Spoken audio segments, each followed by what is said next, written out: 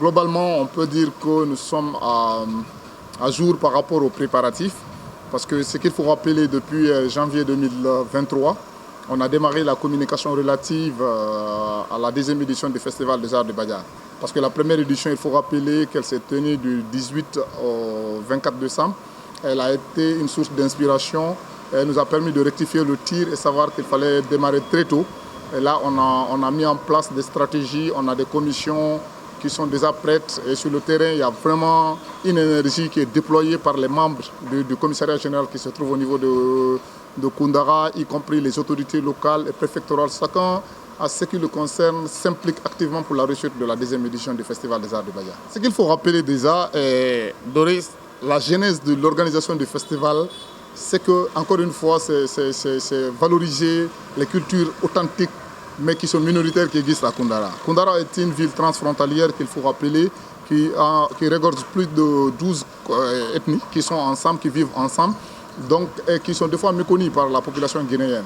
Donc je vois, cela nous a alertés et ça nous a lancé le défi de communiquer et de partir à base de ce festival pour lancer un défi réel qui permettra de donner une visibilité particulière à la préfecture de Koundara. On est dans cette dimension, nous sommes dans cette dynamique qui est malheureusement non négociable de faire la promotion de la préfecture de Koundara.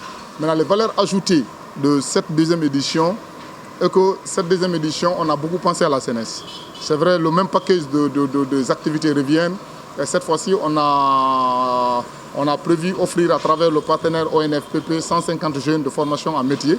Et nous allons mettre également en place le comité de femmes pour la promotion de la paix et de la prévention de conflits violents. Effectivement, ça sera en partenariat avec des partenaires qui sont notamment le PNUD.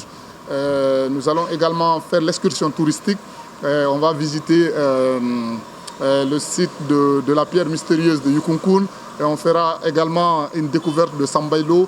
Voilà, il y a un paquet d'activités. Et on a nos partenaires du Sénégal qui viendront avec des jeux et des astuces. Et également la présence du directeur artistique de Babamal, qui sera là, qui va planifier des formations de renforcement des capacités des acteurs culturels.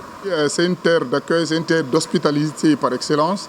Koundara, quand vous venez, vous trouvez vraiment, il fait bon vivre. Les gens sont très heureux d'accueillir les gens. Il y a cette motivation qui s'exprime, il y a cette motivation qui se lie librement dans l'esprit des gens, des uns et des autres. Et également, ils ont prouvé à travers la première édition qu'on avait ce dos large qui a la capacité d'accueillir les gens, de donner l'espace nécessaire aux gens à vivre ensemble. Parce que c'est cette hospitalité. Parce que la valeur ajoutée de Koundara, c'est qu'il faut retenir, c'est cette diversité ethnique qu'il y a là et de gens qui vivent ensemble. Et ça, c'est une valeur très sûre. Donc quand vous venez à Koundara, vous retrouvez comme si vous êtes chez vous. Ça, c'est la première des choses. Et deuxièmement, il faut retenir que tout le monde, toute la préfecture de Koundara en tient ça comme une activité commune. C'est-à-dire, c'est notre activité de l'année, c'est cette activité qui permet de donner une visibilité particulière. Donc la population, elle est tout à fait prête à accueillir les gens, à les donner, à les souhaiter la bienvenue. Donc tous les invités sont persona grata à Koundara. Les personnes qui veulent assister au festival, on a déjà reçu beaucoup des étrangers qui sont en Suisse, qui sont ailleurs, qui sont aux États-Unis, qui nous ont écrit. On les a fait des lettres d'invitation, on les accompagne pour le logement, c'est-à-dire tout ce qui est hébergement, accommodation. On les accompagne, on les donne des badges et ils seront vraiment la bienvenue de venir découvrir la culture authentique de Koundara, comprendre cette diversité ethnique et connaître que Koundara est le trait d'union de la Guinée aux autres pays de l'Afrique. Côté logistique, on a une commission logistique qui est sur place, qui s'occupe de ça. Et déjà, je crois, ils sont à jour.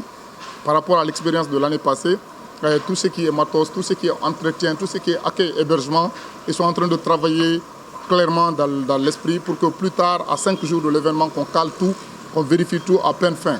Et ce qui est sûr, il y aura toujours des surprises dans la vie, mais cette fois-ci, je pense qu'avec l'expérience de la première édition, on saura s'y prendre. On saura s'y prendre et les personnes vont aimer de plus. Et on a pris aussi le temps de décaler le festival.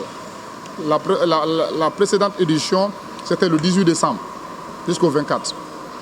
Donc on a tenu compte de nos parents de chrétiens qui ont Noël à fêter ou ailleurs, qui ont la possibilité de se déplacer et venir vivre cette culture africaine, venir vivre l'authenticité de la culture, venir vivre la diversité ethnique, venir vivre cette ville la plus cosmopolite de la Guinée, si vous voulez, qui héberge et qui accueille, qui est une terre d'accueil, qui est une terre d'hospitalité. Voilà, donc ça sera vraiment une opportunité unique, encore une fois, de découvrir quelles sont les valeurs qu'on peut retrouver en Guinée. Qu'est-ce qu'on peut trouver à Koundara? C'est quoi cette potentialité? C'est qu'est-ce qui existe au Badiar? Qu'est-ce qu'on peut trouver? J'avoue que si vous venez une fois, vous y reviendrez plusieurs fois parce que vraiment, c'est l'espace où il faut être.